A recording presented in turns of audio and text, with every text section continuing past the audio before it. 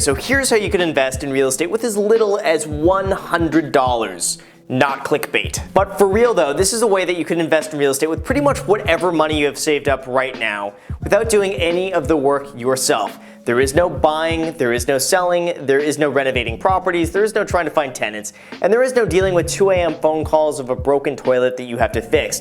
You pretty much just invest your money and earn money passively no matter what you do, and this is called a REIT, which stands for Real Estate Investment Trust. But how does this compare with just straight up owning real estate, and is it even worth owning a REIT to begin with? So let's find out. I'm going to be discussing the positives and the negatives of owning a REIT, as well as the positives and the negatives of straight up just owning real estate, and then that way you can pretty much decide on your own which one is really the better choice, not financial advice. So first, let's talk about REITs. REITs are really just an investment which acts as a holding company for real estate. Now, usually REITs have a specialization in the sense that some focus on warehouses, others focus on apartment buildings, some focus on senior citizen communities. Each REIT usually has a different specialization. But by investing your money into this company, you're thereby entitled to part of their profits in the form of dividends. This means that you could potentially own a small share of maybe a $50, $100, or even $200 million real estate portfolio for really as little as $50 or $100. This sounds pretty good, right? So let's talk about some of the positives with all of this. First of all, there's pretty much zero barrier to entry. Pretty much anyone $50 to $100 can invest in this. This is unlike real estate where you have to come up with anywhere from about 10% to sometimes 20 or 25% and have to qualify from a loan from the bank in order to buy it. With a REIT, you can pretty much just invest whatever money you have on you, and that's as easy as it is. It's also really easy to invest and buy into a REIT. You pretty much go on any stock trading website or app, you click the little buy button and you're done, that's it. You don't need to go out for months looking for properties that cash flow. You don't need to deal with showings, you don't need to deal with renovations or dealing with banks or appraisals or inspections or anything like that. All you need to do is literally just click the little buy button with whatever money you want to invest. Someone else has basically already done all the work for you, so all you have to do is invest your money, sit back and say that you own like 1/10,000th of the mega strip mall down the street. There's also no managerial aspects of dealing with a REIT. Now, when you're a landlord, you have to deal with tenants. You have to make sure they pay their rent on time. You have to make sure all the expenses are paid and the property is kept up. With owning a REIT, you don't have to do anything because it's already taken care of for you. It's also really easy to sell a REIT. You don't have to pay 5% commission to a real estate agent. You don't need to deal with showings or inspections or negotiations or anything like that. It's just as easy as when you buy it. All you have to do is instead of clicking buy, you just click the button that says sell. Now finally, with the REITs, you're really well diversified. It's not like you only own one property with one tenant, with one roof and all that sort of stuff. We've all heard it all. With a REIT, you can potentially own hundreds or even thousands or tens of thousands of pieces of real estate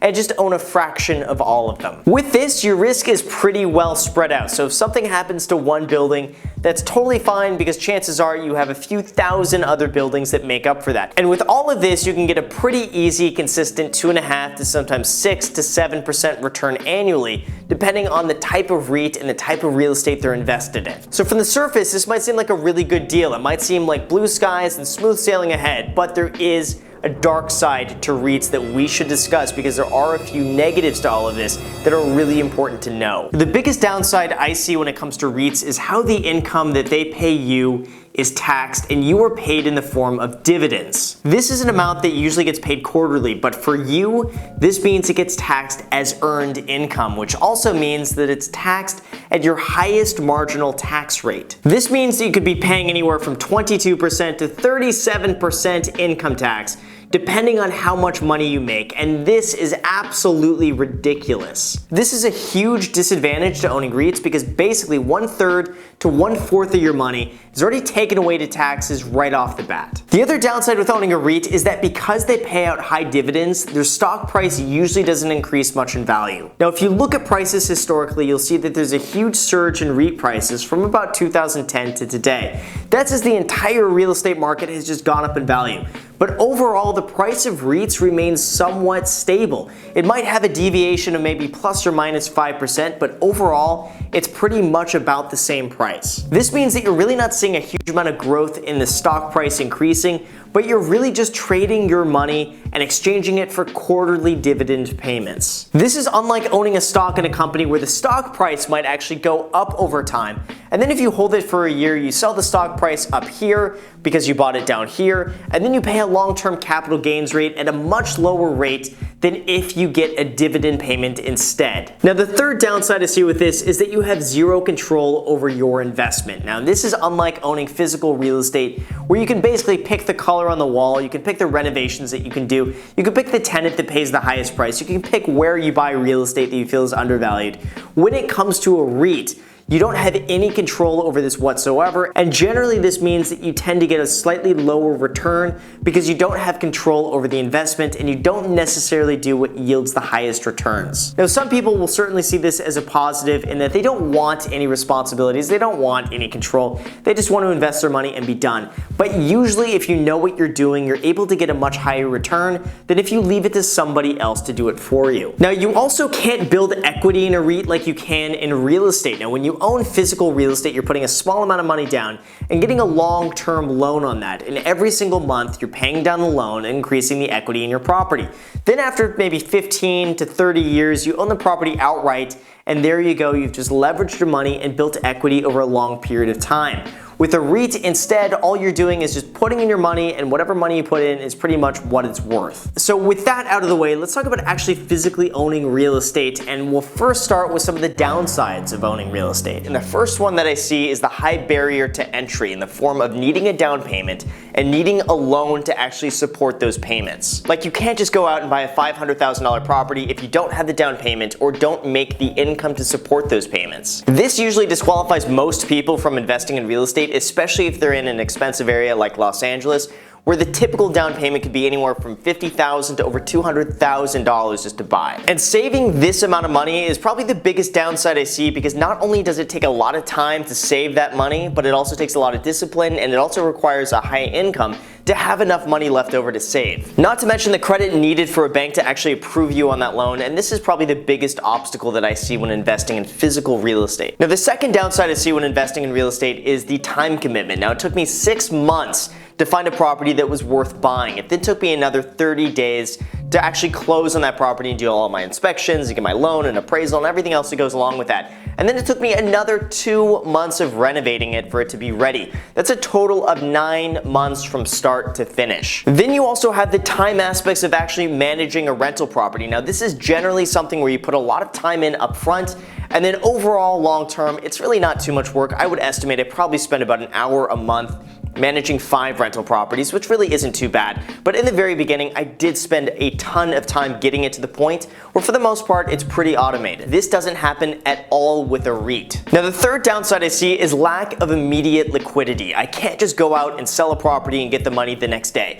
Typically, the very best case scenario is it takes about 2 weeks. Realistically, it's more like 30 to 60 days to actually sell something and get my money. But it's not really that simple. I have to get professional pictures done, I have to put it on the market, I have to show it, I have to negotiate offers, and it's quite a process to actually sell physical real estate. Now, compare this to a REIT, where you just click the little sell button and you're done. So now let's talk about some of the advantages of actually owning physical real estate. The first one is that you can actually leverage your money. And this is probably one of the biggest advantages of actually owning physical real estate. Now, while it is true that with a REIT, you are investing in a portfolio that does leverage real estate, but when you do that, your returns are generally a lot smaller than when you do it yourself. Now, when you think of it this way, making 5% on a REIT that's taxed as a really high tax rate is really low, considering you can make 8 to sometimes 12% return by actually owning real estate, not paying taxes on that, and then also getting all the tax benefits and the equity of actually physically owning real estate. Secondly, when I mentioned that, your income from owning actual real estate is usually entirely tax-free. This is because you're able to depreciate and deduct all the expenses associated with owning that rental property, including actually depreciating the structure itself against the income. So without getting too complicated on this, you're basically able to depreciate the cost of the structure over a period of 27.5 years. This means that if the structure of real estate is worth $275,000, you can depreciate $10,000 per year against your rental income. And this is exactly why most of the time you end up paying zero tax on rental income, Compare this to paying 22 to 37% income tax on a dividend from a REIT. Third, you have total control over your investment, which means that you have the ability to find a very, very good deal that's undervalued where you can add more equity to it. Real estate is such a localized market and every single property is different from one another. You could, for instance, find a seller who's really distressed, who just needs to sell it, who sells it $100,000 below what it's worth, and bam, you just made 100 grand from one deal. And when you know your market really well, you can do specific renovations to get the highest dollar amount possible, and this means that usually by physically owning real estate, you can maximize your returns as much as you can. And fourth, you're able to borrow money from the equity in your home completely tax-free, and that's called the cash out refinance. So let's say your home is now worth $500,000 and your mortgage is only $200,000. This means that you have $300,000 of equity in that property. You're pretty much able to borrow up to 80% of the equity that you have in that property, so on $300,000, you can pull out 80% of that as cash and not pay any taxes on that. This means you can pull out all the money that was stuck in real estate, invest it elsewhere, and not pay any taxes on those gains. So at the end of the day, this is really what it comes down to. If your goal is to build long-term equity and value, owning physical real estate is really the way to go. Even though it's more money and more time out of pocket, when you buy an investment property, you're continually building equity in a tangible asset. And at the same time, you have a tenant who's paying down your mortgage, your equity stake increases at the same time, and also at the same time, your property long-term appreciates in value. Having more equity in a property like this gives you the ability to borrow against that money in the future and then use that money to continue to buy more assets and thereby also growing your portfolio. So basically with this, it's more work, it's more time, it's more money, but the outcome is a much higher return. However, if you don't have a lot of money and you don't want to spend any time on this, but you still want exposure to real estate,